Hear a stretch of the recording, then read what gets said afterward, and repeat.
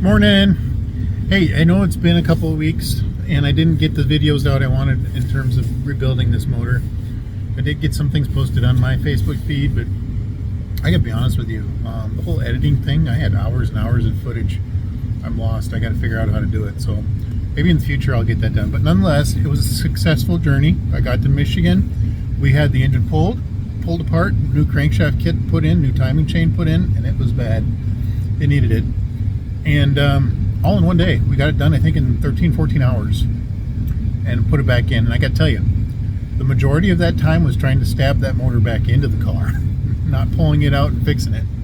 I found out later there's a kind of a trick to do that in terms of cutting off a couple head bolts, putting them into the engine block to guide the transmission on so it goes on square and you don't have to fight with it. But it was a learning process. Difficult, but you know, it might be fun. Wave at my neighbor. One thing I didn't do that I kind of wish I would have, because now that I've seen videos, is pull the camshaft and, you know, take a good look at the bearings. I didn't do that. I may pay for that. I hope not. But given the bearing situation on the main bearings and the connecting rods, probably should have. So maybe that'll be a project. I'm going to have to do it in, well, I can't do it in the car. I've got to pull the motor.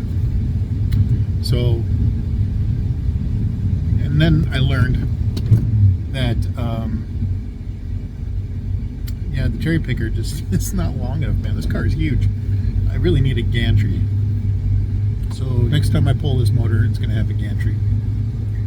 Anyhow, other than that, I mean, I've got, well, here's my pressure gauge. It's idling. I fixed it, so I can, I don't have to worry about that rod knock. All the knock sounds went away. I did go through a bit of a process with my valve covers. I decided to pitch the valve covers that I had, the really nice ones.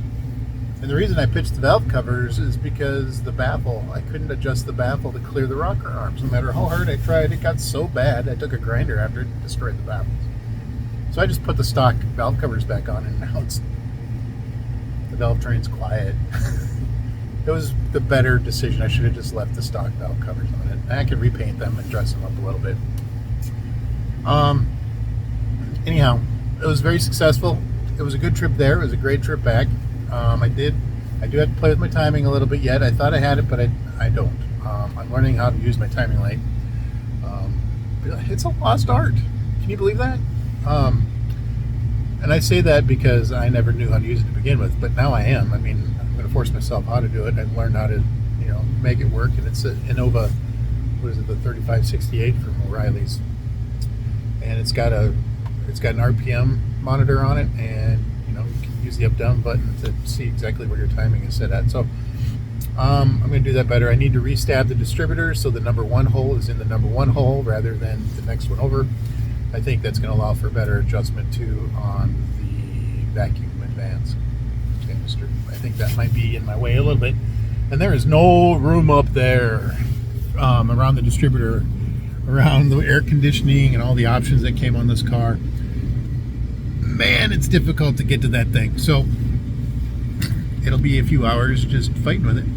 But I think in the end it'll be worth it. I've got the advance retarded enough now. It's not pinging at me. It's drivable. And yeah, I did put the fuel regulator on it. It was running at 7 psi, so I dropped it down to 5.5 with the Edelbrock carburetor. I think it's happy there. We'll see. I do think, however, that my choke might be set a little rich. It kind of feels like it's gurgling when I first get going, you know, once it's a little cooler. I do let it idle warm up. I give it time to warm up, but it's still just, I don't know, I feel like the choke isn't set right. So I think I do have to play with that a little bit.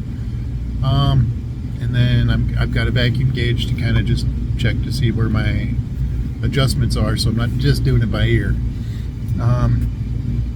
But overall, the car has become pretty healthy. And it is so nice to just hear that rumble from the exhaust. I wish you could all just hear that with me. So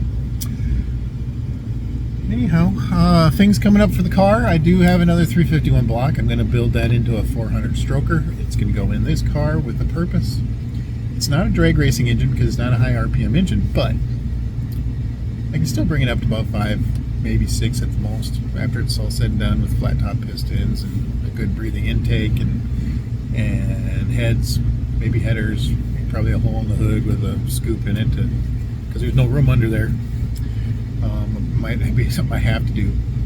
Anyhow, the next 5 to 7 years, my goal is to be able to, play around a little bit. But for now, this is just a really nice cruiser, and we'll see where that goes. Video's getting a little long, and I won't take much more of your time other than to say it's finally warming up here in Minnesota, and I can do a couple more things with my car. Car's running great. I wish I could take y'all with me out on a ride. It's so fun to drive.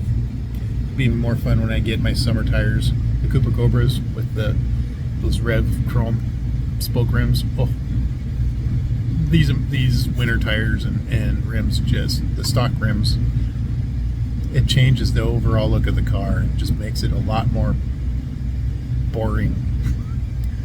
Can't wait to put my summer tires back on. So anyways, we'll get there. Have a great day. Get yourself a classic. Drive it. Don't be afraid to drive it. Keep it washed. All right. Wish I had something spunky to say. I don't.